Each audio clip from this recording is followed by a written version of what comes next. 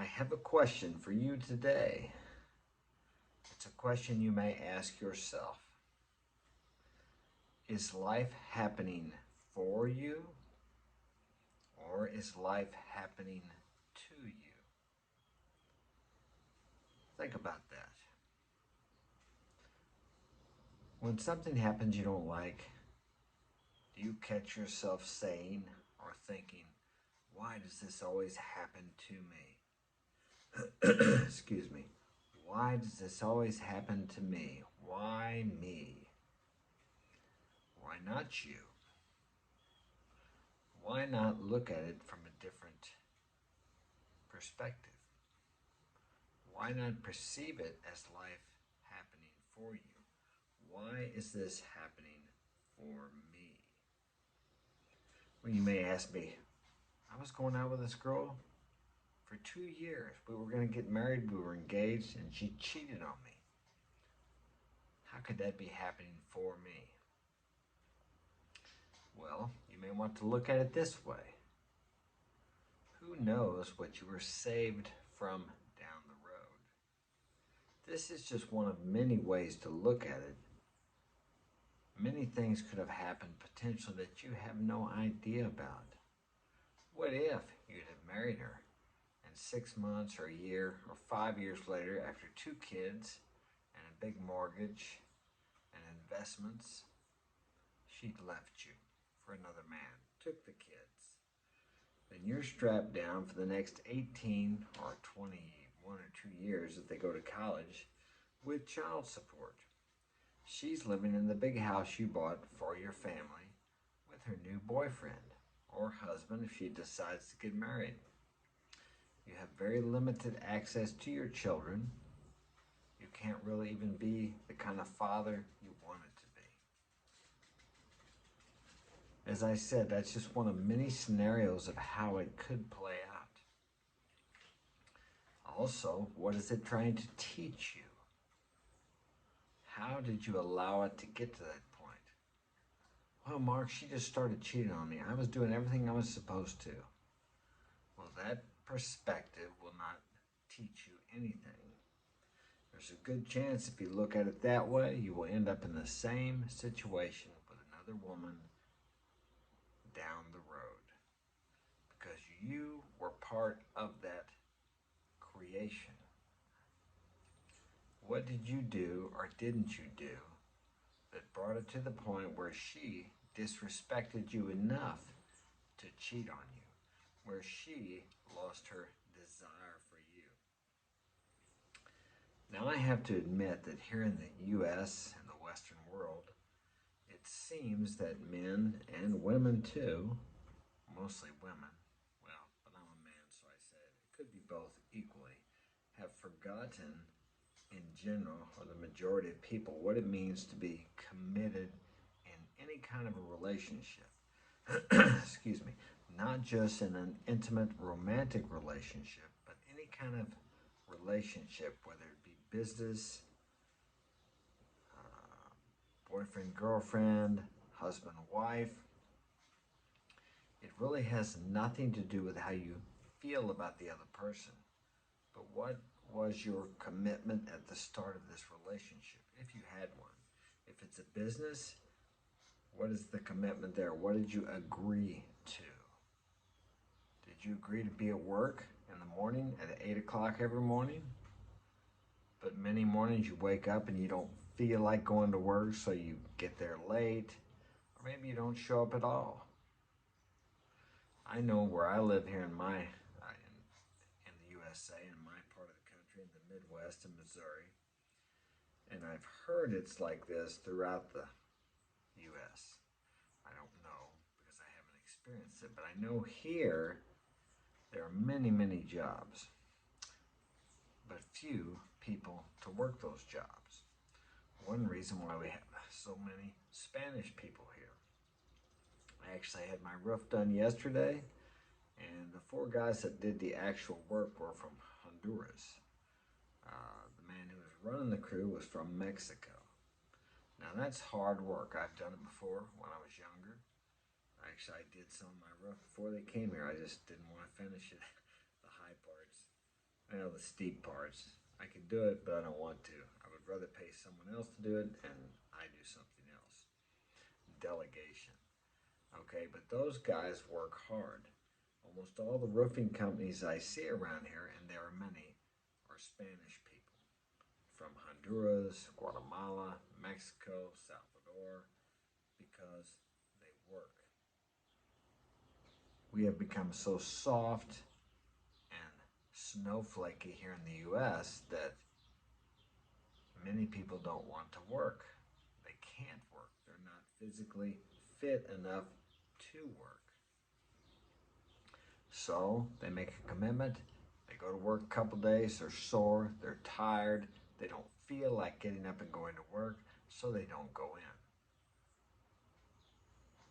When I was younger, I may have 30 days or a week, couple months or whatever off from work because it was slow, or maybe I was looking for a job, and you'd start working. It was physical labor. You'd be sore as hell for 2 or 3 days, maybe a week, but you got through it. You didn't feel like getting up and going to work. Sometimes today, I don't feel like getting out of bed and going to work, although I love what I do, but I get up and the feeling follows the action. I'm always glad once I get moving, get out of that cold shower. Do I feel like taking a cold shower every morning? No, I don't. Do I feel better after I do it? That's all a part of being a man. I can't speak for women, but I'm sure that if a woman does what she says she's going to do, she probably feels better about herself. There are certain principles by which the human machine operates well. One of those things is honoring your commitments. And I would have to believe that is whether you're a man or a woman.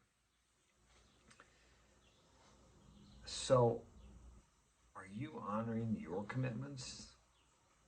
Is life happening to you or for you? When things don't go your way, are you looking within yourself and asking yourself, how did I bring this to this point? Have I been a man of my word? Have I done what I said I was going to do? Am I the man that she fell in love with? Or have I changed? Have I become complacent? What part did I play in this? What is life trying to teach me?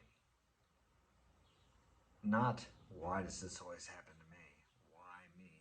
Poor me. Poor me. Pour me another drink. That's what some people do. They want to escape the feelings. They want to escape a responsibility.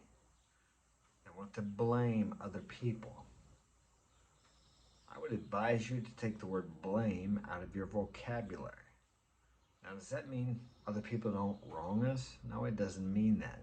But it does you no good to blame. If you blame, you're a victim. Do you want to be a victim or a victor? I prefer to be a victor. Now, I'll be honest with you. When I can't find the toothpaste or maybe my hair dryer or whatever, my first thought is the kids took it. I want to blame. I'm human. But then I have to stop and think, how many times have I just misplaced it? But I wanted to blame someone else. I think it's a natural human tendency to want to blame, to not take responsibility. Now, let's say they did take it. I could have put it up somewhere where they couldn't have found it. I could have locked my door. I had a shotgun stolen from here years ago. I didn't have it locked up. So, do I want to blame the people for taking it, or can I take responsibility and say, why did this happen to me? Well, maybe it's showing me that I need to be more careful with my things. Maybe I should lock my door. That's my part. Always you want to look at your part. What is life trying to teach you? What is life trying to teach me? Why is this happening for me? What value is there in this? I mean, my son wrecked my car here quite a few months back. And during the winter, for some reason, work just stopped. Now, during that time, it was kind of rough here. I'm used to making, I have a good steady cash flow. And it's That's a good cash flow. It's quite a bit. Okay, I'm used to that. All of a sudden, I had no money. And then my son wrecked the car. And several other things. I think my furnace went out. Several things happened all at once. Now, I could have sat here and cried, poor me. Oh, why is that? How am I going to make it? What am I going to do? Now, honestly, I had a couple of those feelings. But I focused on what is good about this? What can I learn from this? Why is this happening for me? And what I got out of all that was because my son wrecked the car, I started walking to a lot of places. And I remember when I was young, I used to walk a lot and I really enjoyed it. Also, I started taking walks with the kids. Also, we all pulled together as a family. We had a lot of time in the kitchen where we were all sitting around talking, where I wouldn't have had were I working and busy as I usually am. It brought us together closer as a family. Everything worked out. We were all able to pull together financially and make it through that time. And as the months went by, business started coming in, and we're working more now and have more business and financial prosperity now than we ever had. But during that time, we all became a stronger family. We grew closer together.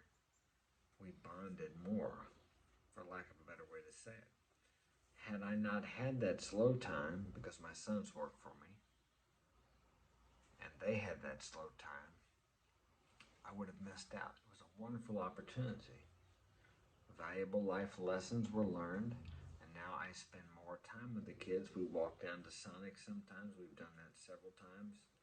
Even after things got better and we became extremely busy as we are now. That's why I haven't been putting out as many videos. All of us will, it's not quite a mile. We'll all walk down to Sonic, get something to eat. I don't eat there, but they do. And then we walk back home as a family. It's really cool.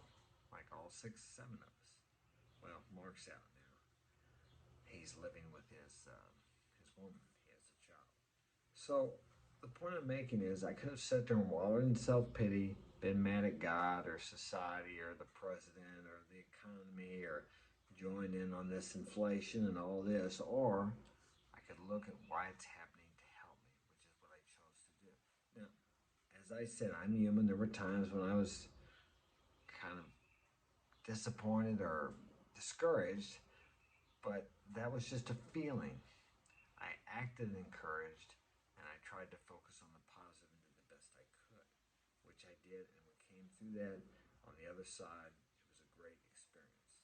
And that's my message for you today is to try to look at things, no matter how bad they are, as happening for you to benefit you. And thus, if you look at it that way, you will find the benefit in it. And when you come out on the other side, you can look back, as I can, on everything in my life that seemed terrible at the time, and I can name off a bunch of them, that were blessings and gifts for me that changed my life in a positive way. It's all in how you want to look at it. So why don't you reframe your past and write out a new story? How do you want your life to be? First, contemplate what is your story now? What do you tell people and yourself about your life? How your life has been? How it's going to be? How do you want it to be? Write a new story and focus on that. Your dominant thinking, your habitual thinking, is what you will bring into your life, because your dominant and habitual thoughts will result in actions in that direction. That's all I have time for today. Thanks for joining me, and I will see you next time. Like and subscribe. Take care.